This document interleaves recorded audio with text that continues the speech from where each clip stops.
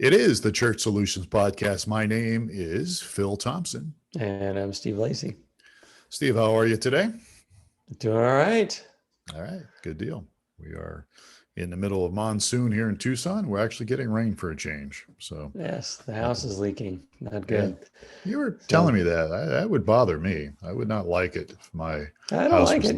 leaking. I just don't know how to fix it. And it's been a problem with, we live in a kind of tract home area. And so there's other people that have the same model and the same model leaks in the same place. So it must be a design flaw. And no one's been able to figure out that I'm aware of how to completely remedy the problem. Wow. Well, I had a problem years ago when I lived in North Ranch and I had water coming in the cold air return. It's a long story, which we won't bore people in on this podcast, but it was kind of crazy. I had to borrow Lance Scott's waterbed pump to pump the water out of the cold return vents. It was under the house, it's a long story, but it was a design flaw. But anyhow, we're going to talk today, not about floods, but about the role of the church online host. That's what we're going to talk about today.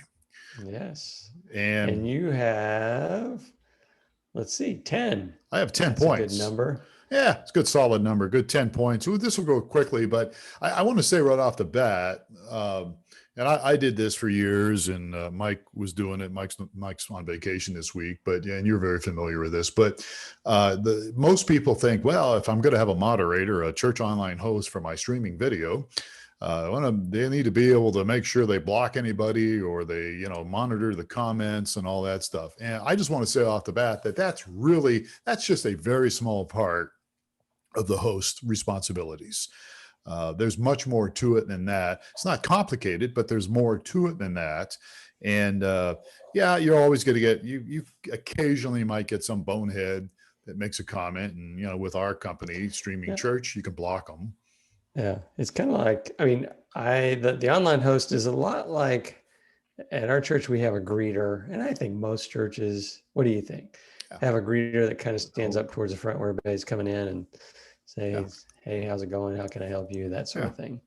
Yeah. Walgreens has a greeter. There you go. Yeah.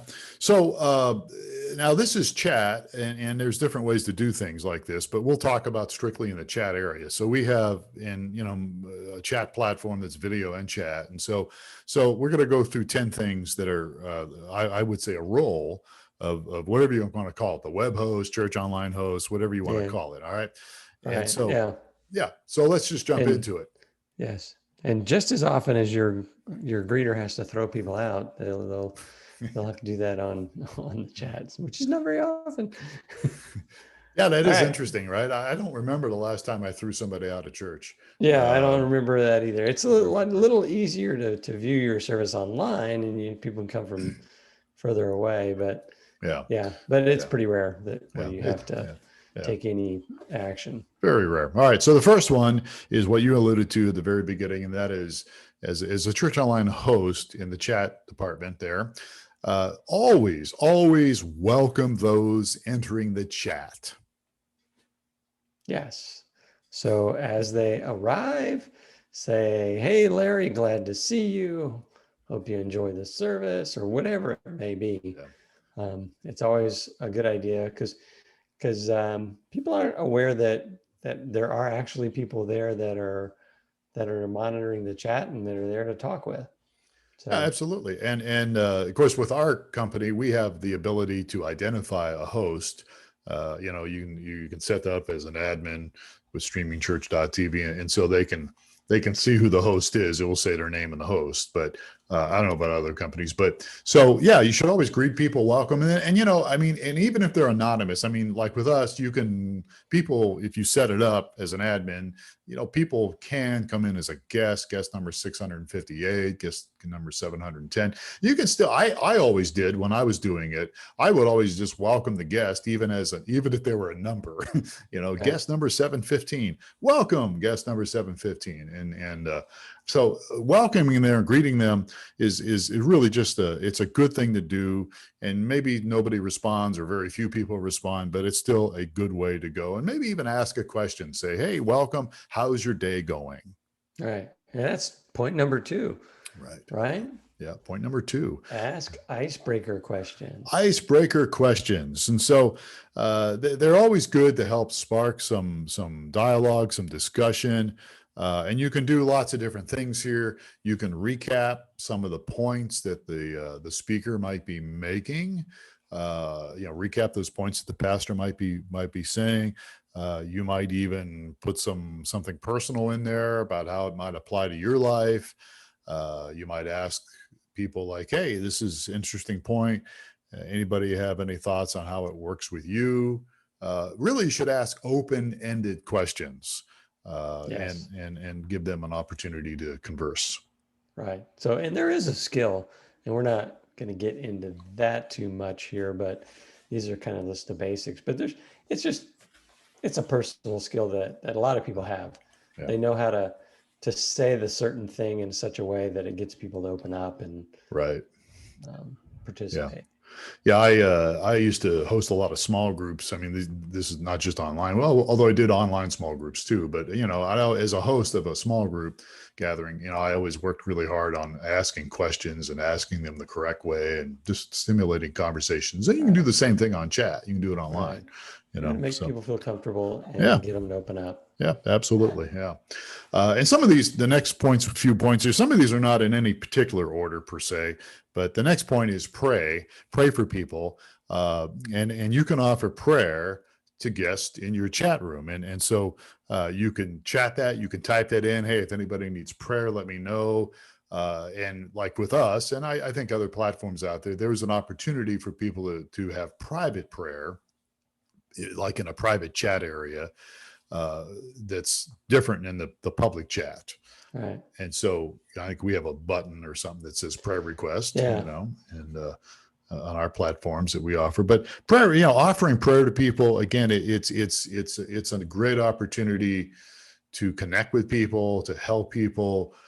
Many people are going through things, difficult times. And so, and even if you just type a prayer out for everybody, occasionally, and again, it lets people know, hey, this person really cares.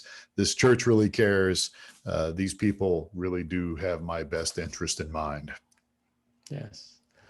All right. And number 4 on our list is call to action. Call to action. Yeah. I think the pastor and the staff and throughout the message, they're encouraging people to take their next steps. And the host can play a key role in encouraging those calls to action and say, I'm going to be doing this as opposed, as a result of this message. And what are you going to be doing? Yeah, exactly. Everybody has different styles in their sermon presentations and things, but most everybody has some type of a call to action, either at the end or maybe depending on how your message is laid out, different points that you may be making.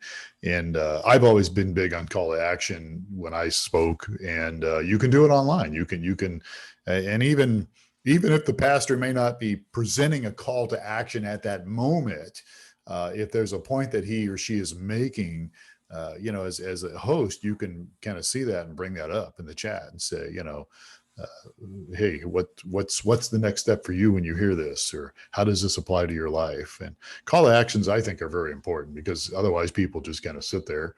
And it's the same way in person, right? It's the same way live as well as online. You've got to stimulate people, encourage people to take steps. All right. Yeah, exactly. So you want to move them towards their spiritual growth. So definitely want to do the call to action. Yeah. And number 5 on our list is share your life.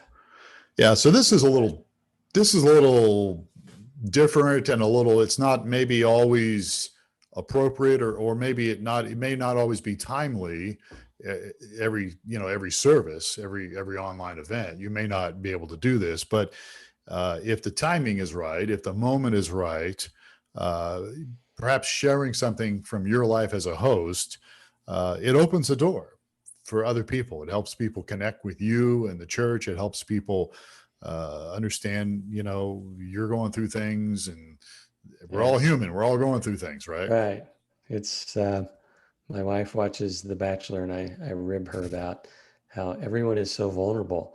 says, "Oh, I just needed to become more vulnerable." And this kind of talks, it made me think of that. If you can become a little bit vulnerable and share your life, what you're maybe struggling with, or what, what God's doing in your life, then that will encourage others to become more vulnerable and participate. So Yeah. that's Absolutely. the So, key yeah. word for if you're watching Bachelor. Yeah. Okay. I'll remember that next time I watch it, which will be the You will 12th hear of it. never. I You will never hear watched it that show. 1,000 times. Yeah, I never. So, But yeah. So yeah. So share your life as a web host, as a church online host. Again, you can't always do this, and you shouldn't probably always do it.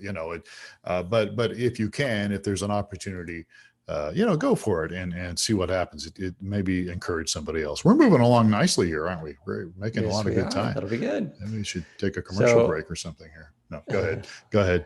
So next on our list, number 6, is point out links and interesting things that are on your website, or on the platform. So encourage people to, hey, it's we're passing the plate right now. You too can contribute online by clicking this link here, or the pastor was just talking about this. Here's a link to the resource for how you can volunteer, or at your local pregnancy center, or whatever it may be.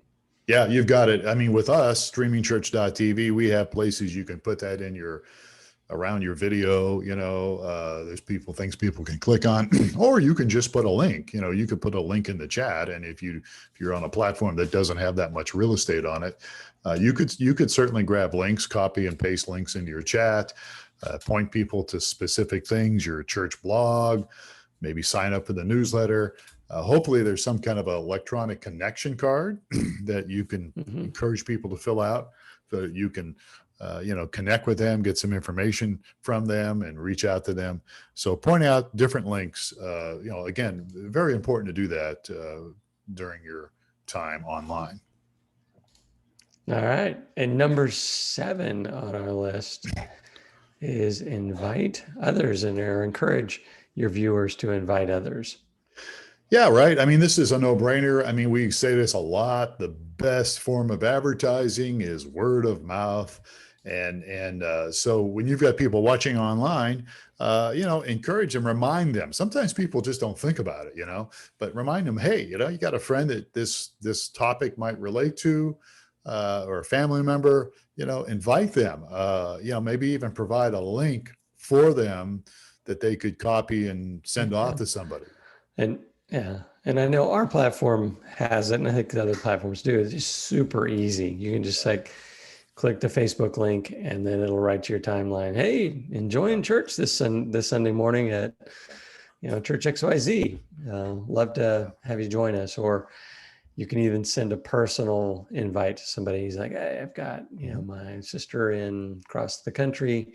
She would really enjoy this message. Let me drop her an email or post on Twitter or whatever it may be. It's just super easy, especially since you're online already, you're watching the service, the links are there. It's easy to invite others to participate. Yeah. And again, as you said, with us, what we have, we have it real easy because it's right there on the platform. So you could send out a tweet. Does all the hard, it does all the hard work when it creates the link for you. Yeah. And and it'll also pre-format your tweet saying, I'm watching church, XYZ at this URL.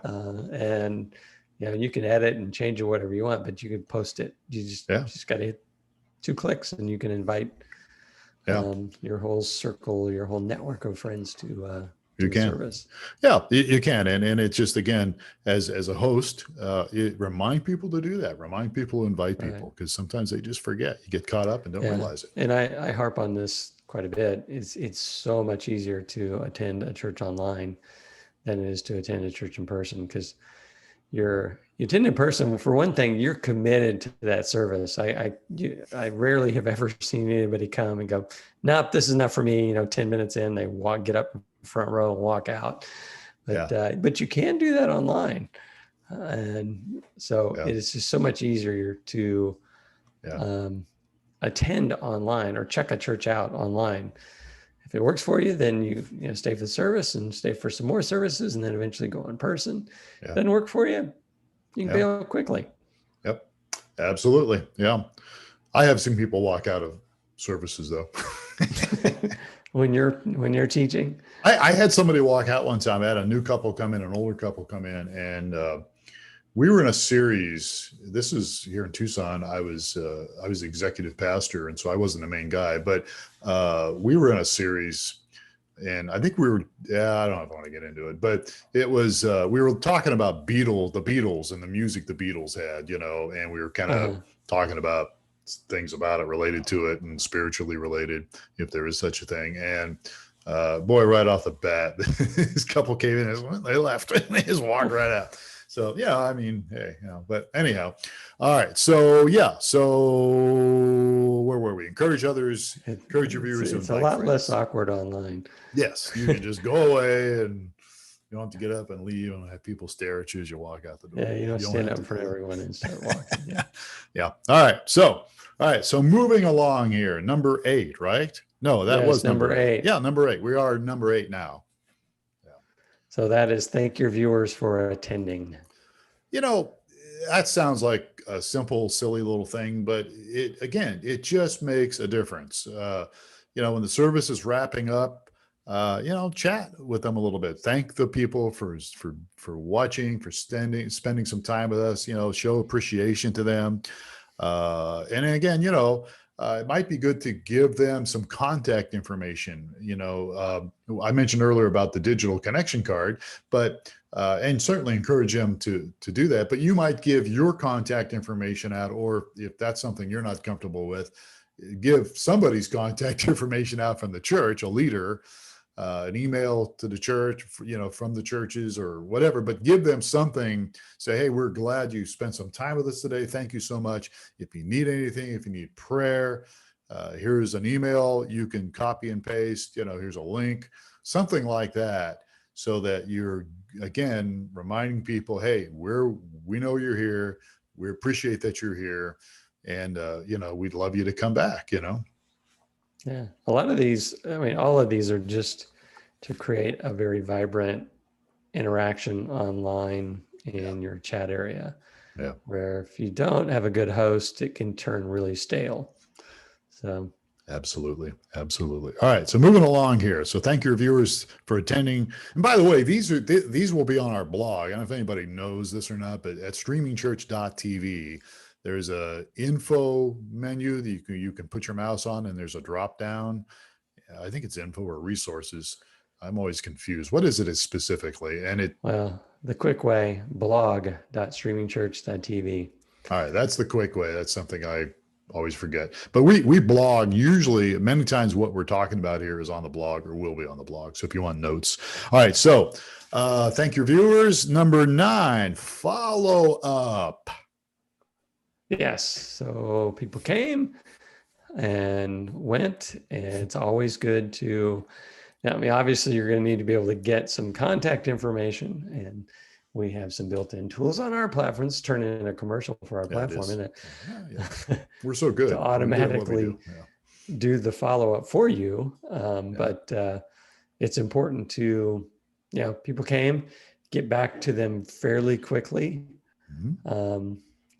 With our system online, it's just within an hour of them leaving the service. I think they're getting their first attendance. They're getting we really enjoyed having you here.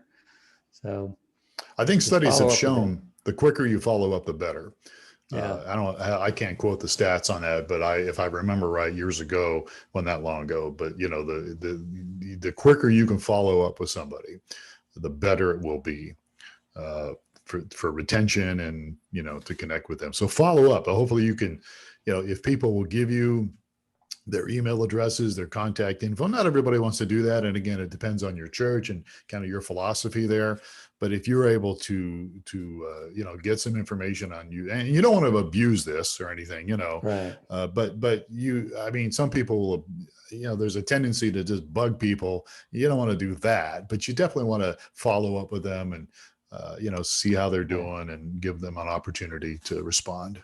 Yeah. And more more commercial for our platform, you can kind of determine what level of aggressiveness you want to do with that, to Right.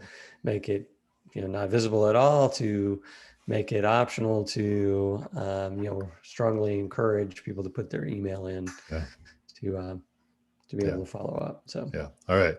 And so and number you can do 10, that during go the ahead. chat, as Yeah, well. Just say, absolutely. hey, fill out the communication card. So Yeah, you don't have to that wait way to the you'll be able very to end of the follow up. message, right? I've got these in the list here, but you can do it almost anytime, But yeah, so running out of time, your number 10, let people know about your archived videos. And when I say that, what I simply mean is, hopefully your church has, if you're doing streaming video, maybe you have a media vault, and you've got video in there, or maybe you don't, maybe you just have audio or podcast, but let people know about some of the resources your church has. As a chat host, you can let them know, you can point them in the right direction. Blogs, membership information, information on how to grow spiritually, next steps, how to become a follower of Jesus, all those different things, spiritual gifts, whatever it is. Hopefully your website has stuff in there, and point them to that. Let them know about some of the resources you have, and it will help them connect. Yeah. You say, enjoyed this message from this Pastor Larry, then you can listen to more messages from Pastor Larry in our media vault. Right. Or other things. Okay. So these are some of the roles and some of the things that a church online host can do. It's more than just, hanging out there and making sure nobody swears or something, but it's, these things we've talked about are really important. And before we go here, I want to mention to you that this Church Solutions podcast is brought to you by mychurchdaily.com, which is actually, again, one of our products. And it's new. We just launched it. And if you want to look into it, just go to mychurchdaily.com, and it has to do with using the Amazon Echo devices and having your daily flash briefings. You could have a daily, or your church could have a daily flash briefing on Alexa. Yes. So we're excited about it, and some churches are getting some great use out of it. So it's the next frontier, the smart speaker. That's right. So it's brand new, providing an entree for churches to get onto every one of your members and non-members Alexa devices. Yeah, absolutely. And there's just millions of them out there, and they're growing by the day. So check it out, mychurchdaily.com. All right. Thank you, Steve Lacy. Glad to be here. And thank you, folks, for spending some time with us today on the Church Solutions Podcast. My name is Phil Thompson. Take care of yourselves. We'll catch you next time on another edition of the Church Solutions Podcast.